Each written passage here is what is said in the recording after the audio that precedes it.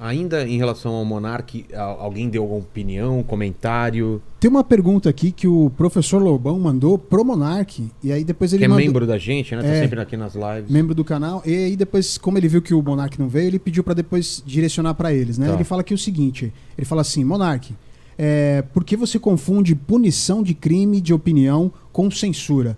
A liberdade de falar deve ser usada com responsabilidade e o crime deve ser punido. Aí mandou um abraço pra você, Vilela. Vamos falar disso Eu acho que ele faz isso. Eu acho que o Monark confunde isso. Só que, de novo, a Vamos lá, discussão que o confundir Renan trouxe... as duas coisas. É o quê? Confundir censura com punição de crime de opinião. Confunde punição de crime de opinião com censura. Tá. Então, a discussão... Tudo bem, eu realmente acho que o Monark confunde. Só que a questão, inclusive, que o Renan trouxe é que ela não é tão simples. Tudo bem, onde está a linha exatamente? Onde está a linha? Né? Porque nesse caso eu acho que é até fácil, eu acho que é até simples, né? Como eu falei, aqui no caso do que a gente está vendo hoje, especificamente, se você pegar os caras que participaram dessa articulação, não é uma linha tênue, é um abismo entre o Monark, que deu uma opinião, e um Paulo Figueiredo e o argentino. Cara, é um abismo, é um abismo. O argentino faz uma live contando mentiras e passando desinformação, articulado com o Eduardo Bolsonaro, para ter um efeito X, que é exatamente golpista. O Monark só deu uma opinião sobre algo que ele viu. O Monark, dentro de uma investigação, o Monark não ia ser enquadrado como parte de uma quadrilha ou de um grupo que está intentando um golpe de Estado. Assim, é nítido isso. Então, o fato do Monark estar enquadrado nisso mostra uma falta de entendimento deles, muito perigosa, sobre o processo. Que aí passa-se assim, ele não tem nada a ver formalmente com esse grupo que está sendo investigado aqui, mas ele está atrapalhando essas coisas, ele está falando, ele está incentivando essa loucura. Então corta ele, amanhã corta fulano. É mais fácil cortar tudo do que vamos ver o que... E isso é sinal de alguém que está, não digo inebriado pelo poder, mas que está concentrando tanto poder que passa a se perder. E é um perigo isso, porque isso volta a retroalimentar quem? Os golpistas. Este erro do Xandão sobre o Monark pode ser usado como exemplo. Vai ser. Já está sendo. Na verdade, já está sendo usado. Tanto que o Glenn deu um... o que está acontecendo aqui? E o Glenn então, vamos dar o contexto do Glenn também. O Glenn, ele tá discutindo sobre isso, né? Essa discussão que a gente está tendo aqui, ele tá indo um pouco mais longe, né? Sim. E levando até lá para fora.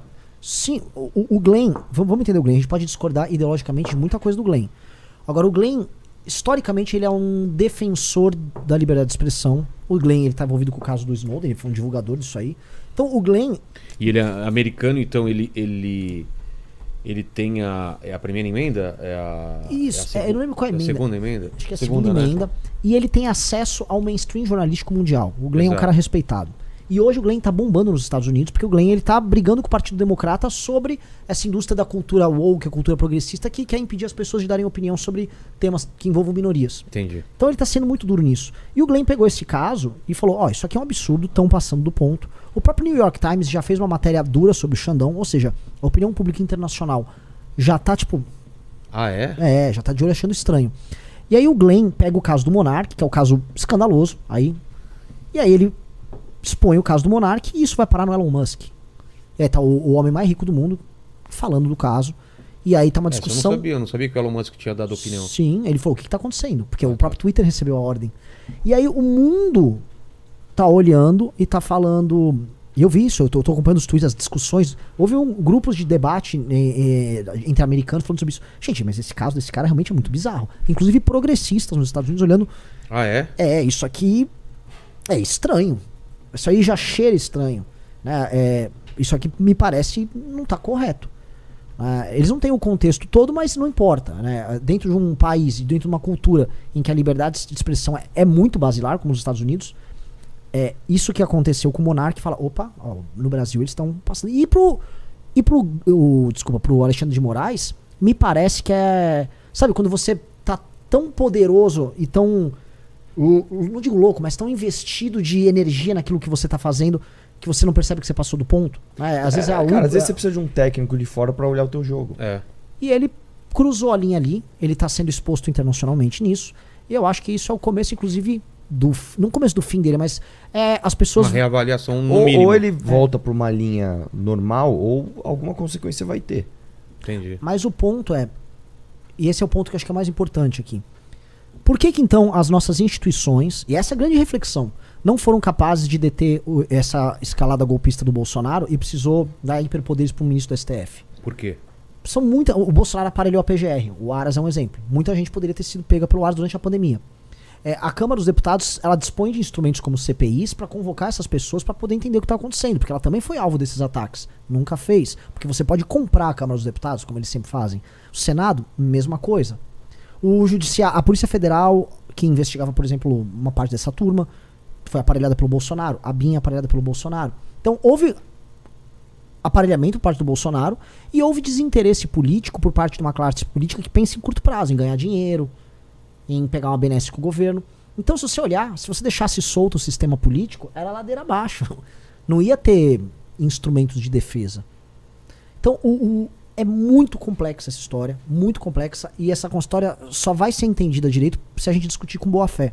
Tá? Então, o caso do Monark, eu acho que essa linha foi cruzada via o que ele fez com o Monark. Espero que ele volte atrás e espero que a sociedade brasileira tenha um entendimento de que a gente tem que tirar do Xandão essa prerrogativa de investigar totalmente o ocorrido e punir o que aconteceu. Passar para quem essa função? Um exemplo, o Ministério Público Federal agora está começando a investigar a participação da PAN nisso. Certo. O Aras, que é um PGR, está começando a colocar o próprio Bolsonaro e procuradores começando a investigar isso, investigar aquilo. O Estado brasileiro dispõe de um aparato investigativo que, se ele agir conforme tem que agir, ele teria pego isso há muito tempo atrás. Eles teriam que fazer isso. Não foi feito. Então, óbvio que nosso Estado está disfuncional. O nosso Estado não está operacional. Então, o STF viu isso e falou, como ninguém está fazendo, vamos fazer nós mesmos e dane-se. Essa é a realidade. Então, a gente tem que pressionar para ter um Estado funcional. Agora, vou falar uma coisa que não vai animar ninguém. Isso não vai acontecer. Não acho que vai acontecer. Eu acho que aparelhamento vai continuar. Acho que vai ter uma CPI sobre isso. Vai ser só Randolph dando showzinho. E vai ter algum acordo para salvar um aqui e outro ali no final. As instituições, uma hora vão funcionar, outra hora não vão funcionar. Os interesses não são quase nunca republicanos. E problemas como esse do Bolsonaro vão voltar a acontecer de outra maneira. Na verdade, o que eu acho, aqui eu vou jogando minha opinião, a gente está assistindo, na verdade, é o princípio do fim da nova república ou da Constituição Brasileira de 88. É mesmo? Eu acho. Eu acho que a crise da democracia brasileira, ela é profunda, ela é real, ela estourou, igual uma espinha que estoura em 2013, só que quando você vê não é uma espinha, é um furúnculo. Quando você vê não é um furúnculo, é um tumor. E aí quando você vai ver, o tumor está no corpo inteiro. E a gente não vai resolver, a gente vai ficar vivendo essas febres e as espinhas que vão surgindo o tempo todo, se a gente não atacar os problemas reais do Brasil. E como ninguém ataca os problemas reais do Brasil, todo mundo só quer ganhar dinheiro em cima do Brasil, vai ter um outro Bolsonaro em algum momento, essas pessoas vão voltar para os quartéis em algum momento, e as coisas vão continuar num caos. E o Lula entra no poder, o que ele vai fazer? Busca o caos, busca a briga, quer censurar o humorista, quer censurar os adversários, quer criar um Ministério da Verdade. Todo mundo quer treta, todo mundo quer caos, todo mundo quer aumentar o próprio salário, todo mundo quer mamar. Ninguém quer resolver o problema. Farinha pouca, meu pirão primeiro. E todo mundo quer ser a oligarquia que vai extrair dinheiro das pessoas que trabalham no Brasil. Seja os bolsonaristas, os lulistas ou a velha oligarquia do Brasil. É sempre assim. Entendi. É isso? Você também é pessimista exatamente. em relação a isso? Olha, cara, eu sinceramente não tenho uma opinião formada sobre o que vai acontecer. Eu nem consigo ver esse exercício de futurologia. Eu penso, eu admiro o Renan, que ele tem essas análises maravilhosas, e eu fico assim, um pouco assustado, né? Porque o diagnóstico dele é muito preciso. Quando você vê, em primeiro lugar, em curto prazo, tudo que ele previu e aconteceu, desde que eu conheço ele, desde 2016. Vocês falaram da possibilidade real do que aconteceu em Brasília? Lógico. Isso não foi só entre a gente falou em vídeo. Isso estava fácil, estava dado. Eu vou dar um exemplo, tá? Em 2019, eu dei uma entrevista para o antagonista que eu falei, essas manifestações são pro Bolsonaro dar um golpe de Estado, já em 2019. Em 2015, a gente dá entrevista falando, o Olavo de Carvalho que é um golpe de Estado, a gente não quer andar com esses caras. 2015, manifestação convocada nossa pelo impeachment da Dilma, vem essa turma da intervenção militar, a gente entra com uma ação na justiça para proibir eles de irem pra manifestação.